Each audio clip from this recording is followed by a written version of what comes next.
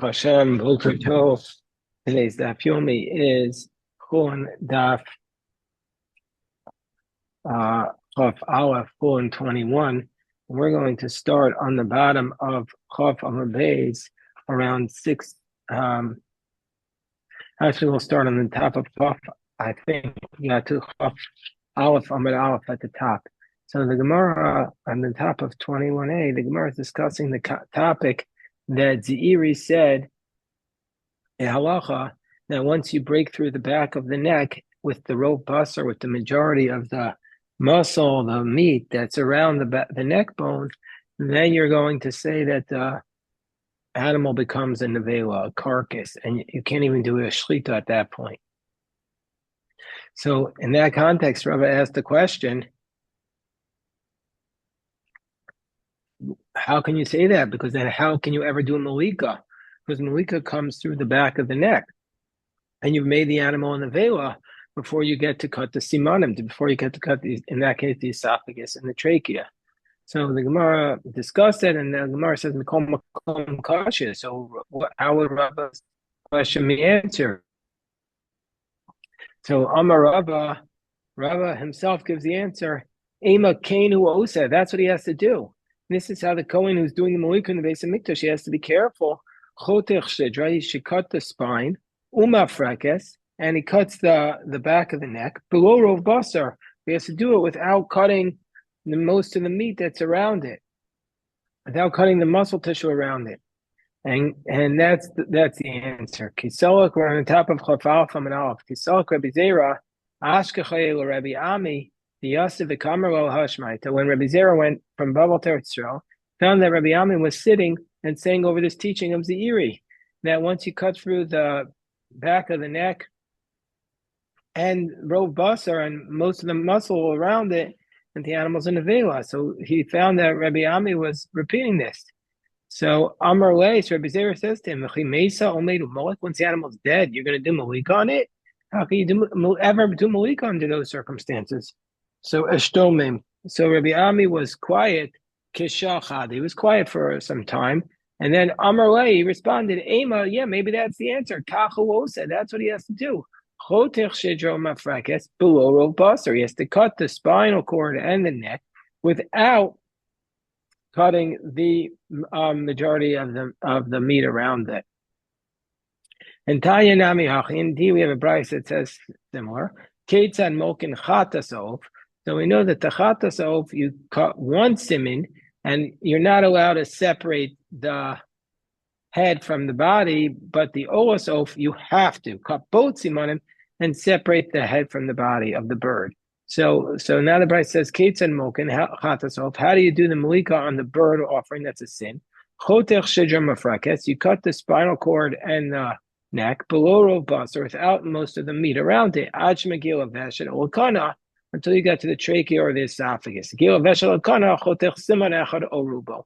You cut one siman or the majority at Rov Basar emo. Anyway, that's a support for our idea that when you do the mulika, you don't cut the Rov Basar around it. Otherwise, it makes it in the vela. Ubaola, and by an ola, you do shnaim. You do either both simanim or rov shnaim, or the majority of both simanim. So the Gemara says, wait 1 second. This idea that by an ola, you either cut two simanim, trachea, esophagus, and trachea, or the majority of two, that seems to be inconsistent with the brayse we'll cite on the bottom of our daf, where we have the position of a debate between Rebbe Lezer and between the Rabbanan and Rebbe Lezer bar Reb Shimon, because Rabbanan, Hamri Shnaim Dafka, they say you can't just do majority when it comes to the Olas Of, because there's an Inyan of Yavdil. You have to separate the simanim from the body. So the Rabbanan required two specifically, and Rebbe Lezer bar Shimon, Hamar Rov Shnaim. Rebbe Lezer bar Shimon says you specifically have to do not the entire simanim, just the majority of the two. So how do we read this brayse? Who is it like, Rebbe Lezer bar Shimon or the Rabbanan? Gemara gives two answers. First answer is Amar, amend the text, read it as Shnaim or Rabbanan and Rov Shnaim or Rebbe Lezer bar Shimon. It says reflecting two positions, either two according to the rabbis or majority of two according to Rebbe Lezer bar Shimon. Or alternatively, Hava Rebbe Lezer bar Shimon. They're both opinions are the opinion of Rabbi Elazar and Rabbi Shimon. Umay Shnayim, what's two? Shedomen l'shnayim. It means it's similar to two. That's what it means. When he says two, he doesn't mean the full two. He means that when you do the rove, it has to look like you did two, but you can't do actually two. So now, since we've been talking, we're in the middle of Chaf Aleph Amud Aleph. We're talking about the idea that Zeiri taught when you break the neck bone with the rove bus, or with the majority of the muscle tissue around it, then you've actually caused the animal to be a nevela at that moment. And even if it's still going through its death rattle, if you shecht it, it's not a shchita. Now we're going to learn the law with respect to tumas ohel, tent tumah. Tent tumah doesn't apply to an animal; it applies to a human being. So this next teaching is about human beings. So Rabbi Yehuda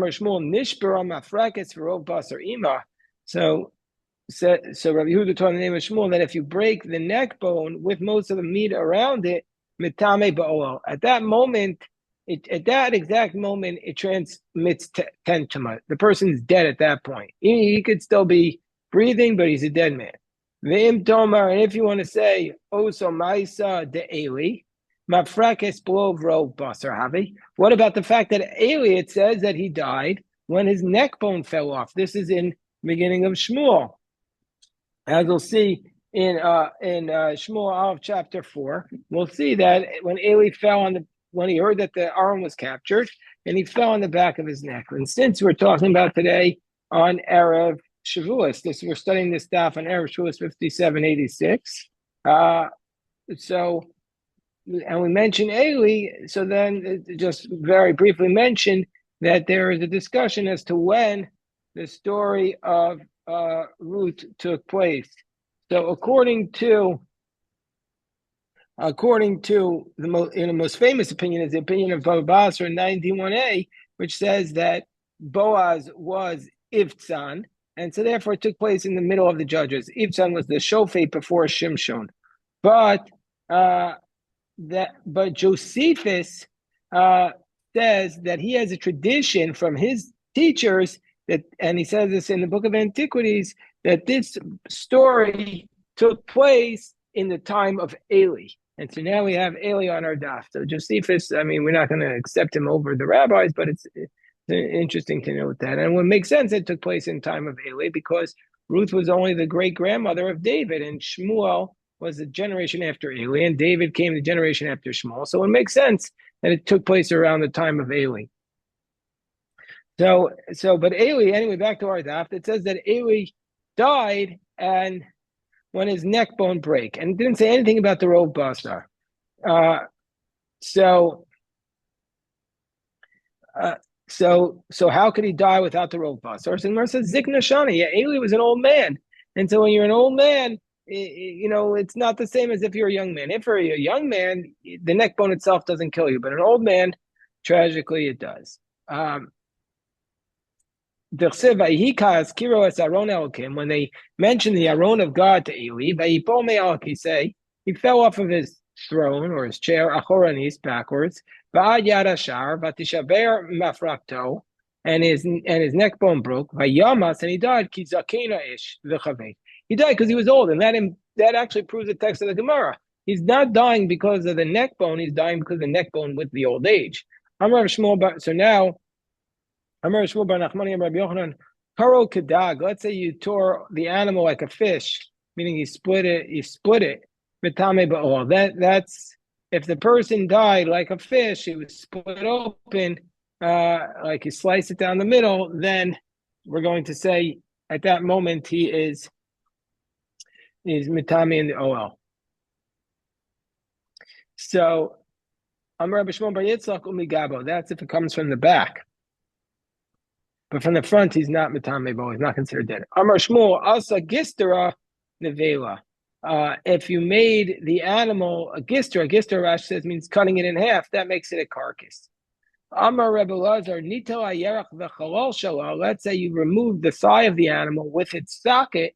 Nevela. Then we're going to consider it to be a nevela. Heichi Dami Chalal Shalal. What's the socket? Amar Rava Kol Revutza. Anything when it's crouching and you could tell that it's missing the leg at that point. or the thigh. Tanan Hasam. So now Rashi says that this sugya is referring to a sheretz. Not Tosfos doesn't accept that, but we'll just go with Rashi. Hutsu Roshein, like a sheretz is one of these 8 creepy crawly creatures that the Gemara discusses all over the place. Not 100% clear what they all are, but they transmit tumah when they're dead. Well, when are they dead? So the Gemara says Hutsu Roshein, and once their heads are chopped off, even though they're going through their death rattle, their nerves are moving. Tameim, they're dead. They transmit tuma. Kizanav halta, and this is like the tail of a lizard. Shemet farchases, that it still goes through the death rattle, but it's dead after you chop off the head. So my hutsu, what does it mean the head is chopped off? For Shlakish Amar hutsu mamish, it means totally chopped off. Ravasi Amar Rabbi Mani Havdalas also. No, it doesn't mean it's totally chopped off. It just means like the way you do Havdalas also off. That means to say not that the head is chopped off, but that the simanim, i.e. the trachea and the esophagus, are already cut. So that's what it means, that once the trachea and esophagus of the liver of the shrutzim are cut, it's dead.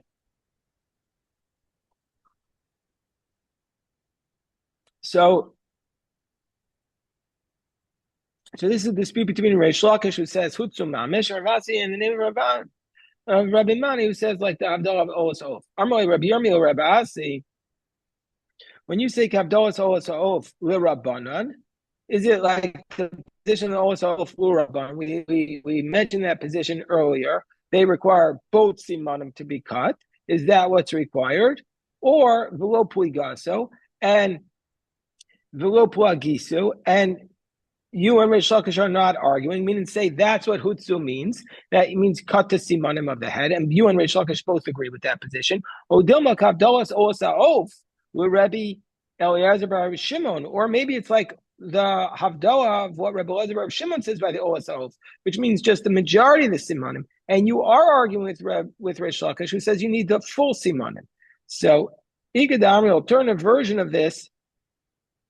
Upuiginon. Ikad Amri Rabbi Shimon Lakish Amar Hutsu Mamish, and Ravasi Amar Rabbi Mani Kavdalas Osaof. But Rabbi Eliezer Rabbi Shimon Barov Shnaim. So the alternative version has them straight out arguing that Reish Lakish says you need both simanim to have the sheretz dead, and Rabbi Eliezer Rabbi Shimon says no, it's like Osaof according to Rabbi Eliezer Rabbi Shimon, to just the majority of the simanim.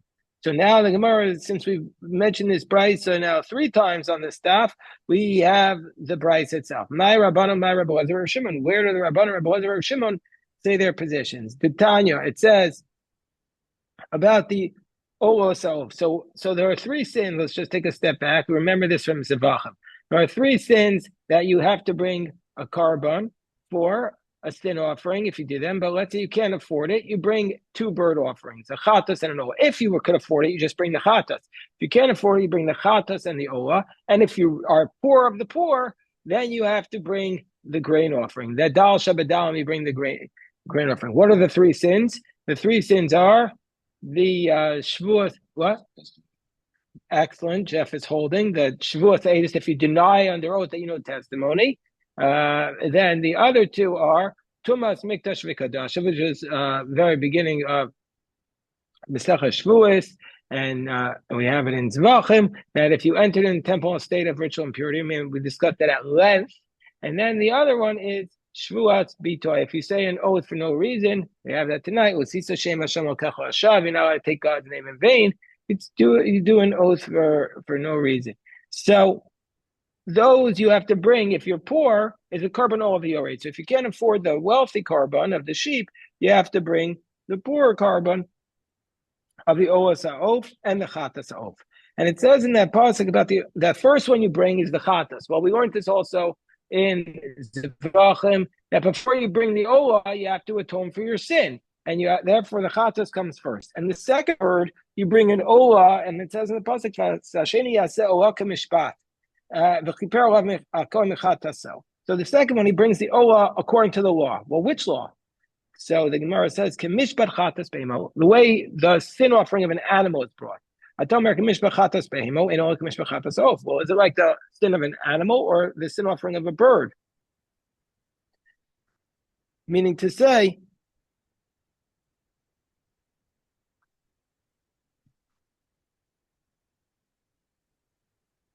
Is it like the sin of an animal where you have to do the sin offering of an animal that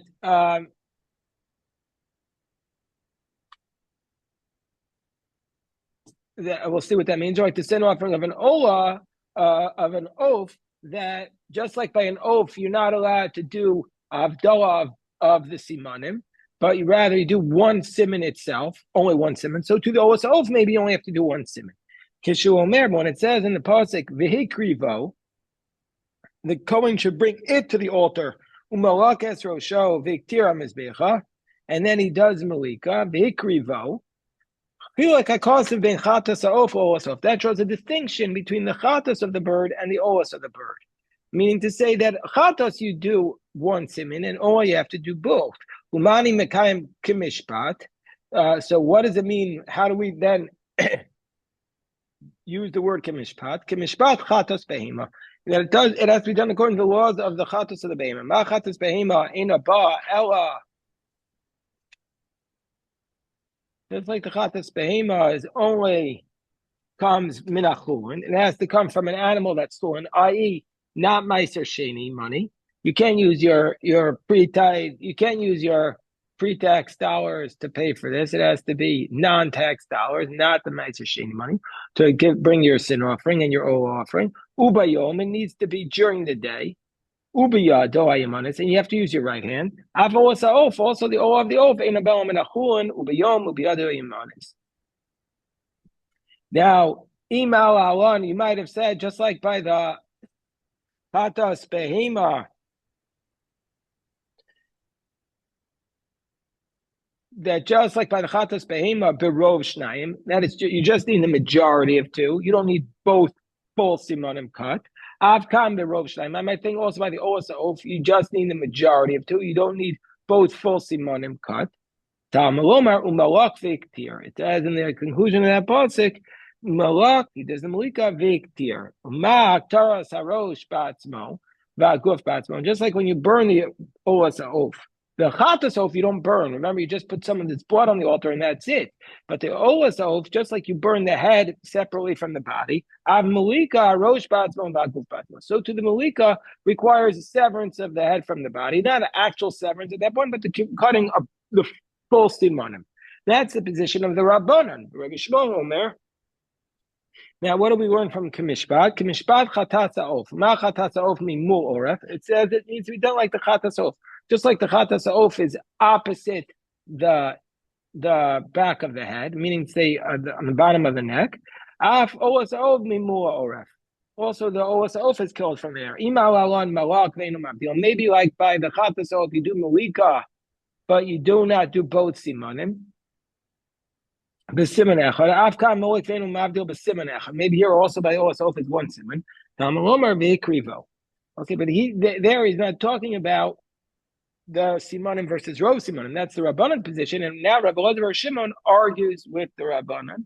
Rabbi Elazar Shimon Omer kimishpat. What does that mean? Kimishpat chatas oaf, like the words of the chatas oaf. Malalan on top of chafez and up, just like by the chatas oaf. Ochez berosh ubeguf umaze, just like by the chatas oaf. He grabs a hold of the rosh and the body, and he sprinkles the blood. That's basically what you do for the chatas oaf. You hold the bird together and you throw the blood on the altar. So Avkan also by the Oas Oaf, Ochez berosh ubeguf umaze. My comment, what is this saying? We say Malalan kashu ochez harosh baguf mazeh, just like by the chatas oaf, when he holds the rosh and the guf, the head and the body, he throws the blood. Afkan kashu ochez harosh baguf mazeh. So to here, that's how he throws the blood. Imal alam b'siman echad. I might think by the Oas Oaf it's one siman. Avkam b'siman echad. Also by the, just like by the chatas oaf it's one siman. Avkam b'siman echad. I might think also by the Oas Oaf it's one siman. Tamomer v'hikrivo. When you bring it, what is it? That is a reference to the Oah, meaning to say that it's different than the Chatas. The Tanakama Kimiachar, but he never mentions that you need to do the complete Havdalah, which is what the Rabbanan say. So therefore, Rabbi Elazar Shimon doesn't require the complete Havdalah of the Simanim, just the Rove. The Tanakam v'chimeyachar denafkela mi v'malak v'iktir. So since the Tanakama learns out, you need to do the Malika of both Simanim from Malak and Hiktir. So Vikrivo, what does he learn out from the word Hikrivo? Why do we need this pasuk? We learn out from Malak Vaktir. So the Gemara says, Vikrivo. If we didn't have Vikrivo, Havamina, I would have said, my Kamishpat. What does it mean when it says in the pasuk Kamishpat? Kamishpat Chatas Ha'of. I would have said that just like the Chatas Ha'of, you don't do Avdolah, you just do the Rove. Also, by the Olas Ha'of, you don't do Havdalah, you don't completely sever both Simanim, you just do the Rove. Im Mishum Malak Vaktir. And if you want to say, no, we can't say that because Malach V'Ktir, Havamina would have said, Ma'ak Torah Barosho Shamizbeach, Av Malika Barosho Shamizbeach. I would have thought just like the burning of the bird is on the top of the altar, also the Malika has to be on top of the altar.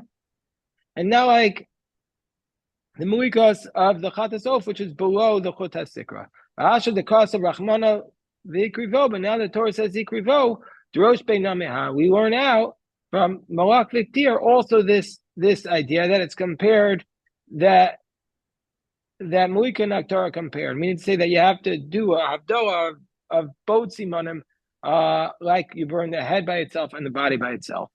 So, just to finish this, Chatas Ha'of De'ina Ba Ela Min Achula and Minon. How do we know that the Chatas Ha'of has to come from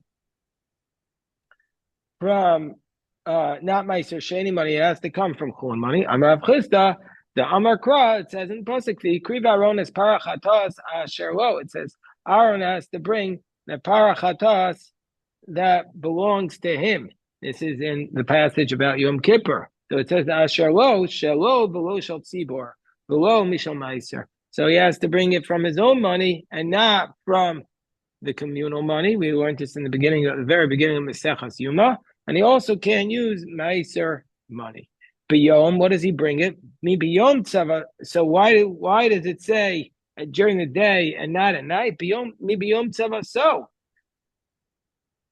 now, of course, but what do you say that we learn Olas from Chatas Be'ema that they can only be brought during the day? We have a different pasuk that says biyom tzava. So the Gemara says Kedei Naspa. No, okay, yeah, our price it wasn't being exact when it said that. Yadoi, why does it say we were not from this pasuk? Yadoi Yemanis, that the Olas is with the right hand. Midrav Barachana Nafka, we learned it out from Rav Barachana, Damar Rav Barachana, and this too we add in Zvachim and in Menachos. We added it several times with this track. This, you probably remember it. Damar Rav Barachana, Damar Reish Lakish.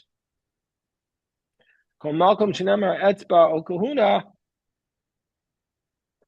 In El Yamin, wherever it says the word Etzba or Kahuna, it means the right hand.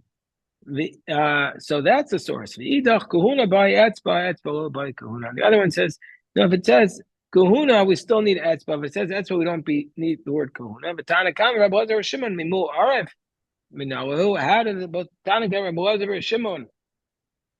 How do they know that you have to do Malika from the back of the neck? Gemara says, Gamar Malika mi Malika. He learns out Malika of the Ola from the Malika of the Chatas. And so that's how he learned both of them together. Okay, this is today's daf, and also, since not everyone will be with us on Shavuos, we did half of Shavuos' daf, but the rest of the daf is actually spectacular. The rest of the daf for Shavuos is spectacular, the first day of Shavuos. So we'll do it tonight early in the morning, and we'll do it again at 12:30 a.m., and then we'll do it again at 5 a.m., and we'll have a Baruch Hashem, a beautiful Yom Tov.